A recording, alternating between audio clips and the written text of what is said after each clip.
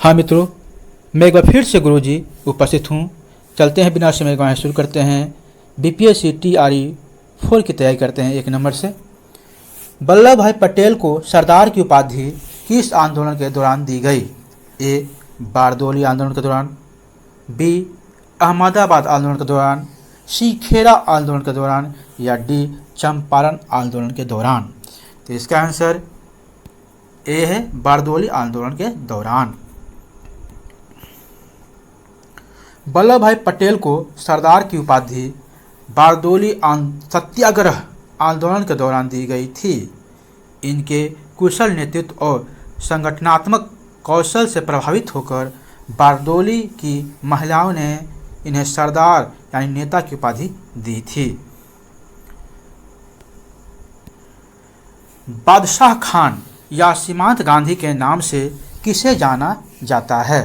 ए. Sir Syed Ahmad Khan, B. Khan Abdul Ghaffar Khan, C. Mahatma Gandhi, या D. आगा खां। तो इसका आंसर बी है खान अब्दुल गफर खान। बादशाह शाह या सीमांत गांधी, बादशाह खान या सीमांत गांधी के नाम से खान अब्दुल गफर खान को जाना जाता है। उन्हें यह नाम उनके अहिंसक प्रतिरोध और भारत की स्वतंत्रता संग्राम में योगदान के कारण मिला और वे महात्मा गांधी के समान विचारधारा वाले थे।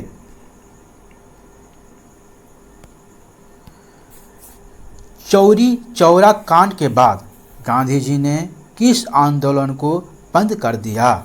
ए. खिलाफत आंदोलन, बी. सविनय अवज्ञा आंदोलन, सी. असहयोग आंदोलन, डी. भारत छोड़ो आंदोलन। तो इसका आंसर सी है असहयोग आंदोलन।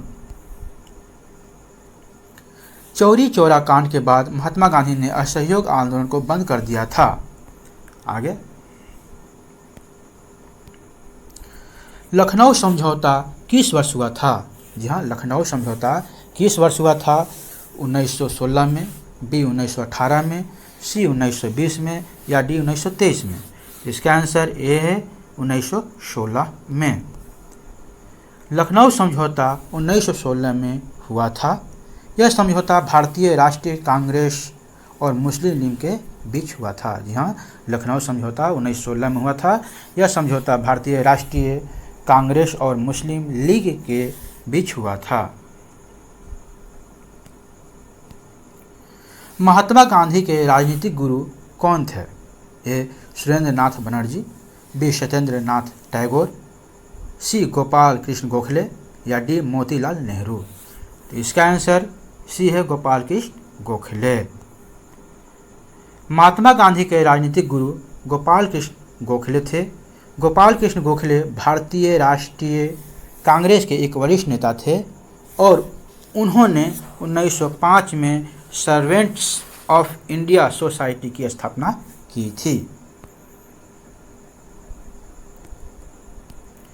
भारतीय सांविधिक आयोग के अध्यक्ष कौन थे? A. General Dyer, B. William Hunter, C. Robert Owen, या डी. John Simon. तो इसका आंसर डी है जॉन साइमन। भारतीय सांविधिक आयोग साइमन कमीशन के अध्यक्ष सर जॉन साइमन थे। सिंगापुर कब आज़ाद हुआ? जी हाँ, सिंगापुर कब आज़ाद हुआ? 1955 में, बी. 1960 में, सी. 1962 में, या डी. 1965 में। तो इसका आंसर डी है 1965 में। सिंगापुर 9 अगस्त 1965 को मलेशिया से अलग होकर एक स्वतंत्र गणराज्य बना। यह घटना मलेशिया के साथ 2 साल के संघ के बाद हुआ, मतलब संधि के बाद हुआ।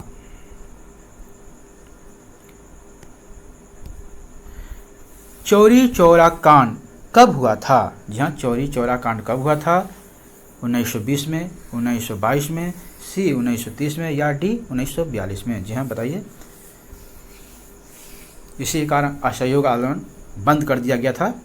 तो चौरी चौरा कांड 1922 में हुआ था। इसका आंसर बी है। चौरी चौरा कांड 4 फरवरी 1922 को उत्तर प्रदेश के गोरखपुर जिले के चौरी चौरा में हुआ था। यह घटना असहयोग आंदोलन 1920 के दौरान हुई थी, जब प्रदर्शनकारियों की एक भीड़ ने एक पुलिस स्टेशन में आग लगा दी थी, जिसमें 22 पुलिसकर्मियों की मौत हो गई थी। जी हाँ, 1922 में 22 पुलिसकर्मियों की मौत हो गई थी, जला दिया गया था। ठीक है, आगे। क्रांतिकारी नेता सूर्य सेन का उपनाम क्या था? ए नेताजी, बी मास्टरदा, सी सरदार या डी मुखिया? तो इसका आंसर बी है मास्टर दा। क्रांतिकारी नेता सूर्य सेन को मास्टर दा के नाम से जाना जाता था। क्रांतिकारी नेता सूर्य सेन को मास्टर दा के नाम से जाना जाता था। भारतीय संस्कृति के अनुसार वे एक शिक्षक थे और चटगांव शास्त्रागार छापे का नेतृत्व करने के लिए प्रसिद्ध थे। मोपला विद्रोह कहाँ हुआ था? ए महाराष्ट्र में, बी गुजरात में, सी बंगाल में, डी केरल में? तो इसका आंसर डी है केरल में। मोपला विद्रोह 1921 में वर्तमान केरल के मालाबार क्षेत्र में हुआ था। इसे मालाबार विद्रोह या मप्पिला विद्रोह के नाम से भी जाना जाता है। 12 नंबर, दिसंबर 1929 में किस नदी के तट पर, फिर सुन लीजिए, दिसंबर 1929 में किस नदी के तट पर नेहरू जी द्वारा तिरंगा फहराया गया था? ए गंगा, बी यमुना, सी रावी, डी सिंधु? तो इसका आंसर सी है रावी। 31 दिसंबर 1929 की आधी रात को लाहौर में रावी नदी के तट पर पंडित जवाहरलाल नेहरू ने भारतीय स्वतंत्रता का तिरंगा फहराया था। 1929 को ही भारतीय राष्ट्रीय कांग्रेस ने पूर्ण स्वराज की घोषणा की थी। जी हाँ, रावी नदी के तट पर तिरंगा फहराया गया था 1929 में, और 1929 में ही भारतीय राष्ट्रीय कांग्रेस ने पूर्ण स्वराज की घोषणा की थी। किसके अनुरोध पर महात्मा गांधी चंपारण गए थे?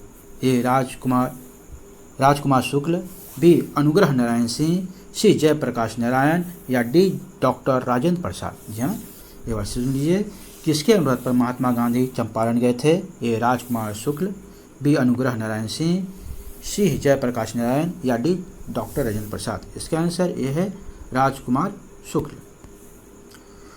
1916 में लखनऊ में भारतीय राष्ट्रीय कांग्रेस के अधिवेशन में राजकुमार शुक्ल ने गांधी जी से मुलाकात की और उन्हें चंपारण आने का अनुरोध किया, क्योंकि उस समय 3 कठिया प्रणाली लागू था। सविनय अवज्ञा आंदोलन के समय भारत के वायसराय कौन थे? A lord Irwin, B lord Dalhousie, C lord Minto या डी लॉर्ड चेम्सफोर्ड? तो इसका आंसर ए है लॉर्ड इरविन। लॉर्ड इरविन 1926 से 1931 तक भारत के वायसराय रहे और सविनय अवज्ञा आंदोलन 1930 में हुआ था। यह आंदोलन महात्मा गांधी द्वारा ब्रिटिश नामक कानून के खिलाफ शुरू किया गया था और इसमें दांडी मार्च भी शामिल था। किस कानून के विरोध में जलियांवाला बाग में सभा आयोजित हुआ था? ए प्रेस एक्ट, बी भारत सरकार अधिनियम 1885, सी रॉलेट एक्ट या डी उपयुक्त में से कोई नहीं? तो इसका आंसर सी है रॉलेट एक्ट। अप्रैल 1919 को बैसाखी के दिन अमृतसर के जलियांवाला बाग में एक बड़ी भीड़ जमा हुई। यह जलियांवाला बाग में सभा रॉलेट एक्ट के विरोध में आयोजित की गई थी। सविनय अवज्ञा आंदोलन सविनय अवज्ञा आंदोलन कब और किस यात्रा से शुरू हुआ? यहाँ सविनय अवज्ञा आंदोलन कब और किस यात्रा से शुरू हुआ? ए 1920 भुज, बी 1930 अहमदाबाद, सी 1930 डांडी या डी 1930 एल्बा? तो इसका आंसर सी है 1930 डांडी। सविनय अवज्ञा आंदोलन 12 मार्च 1930 को महात्मा गांधी द्वारा डांडी मार्च से शुरू हुआ था। यहाँ तक बनने के लिए थैंक यू, शुक्रिया, बहुत बहुत धन्यवाद।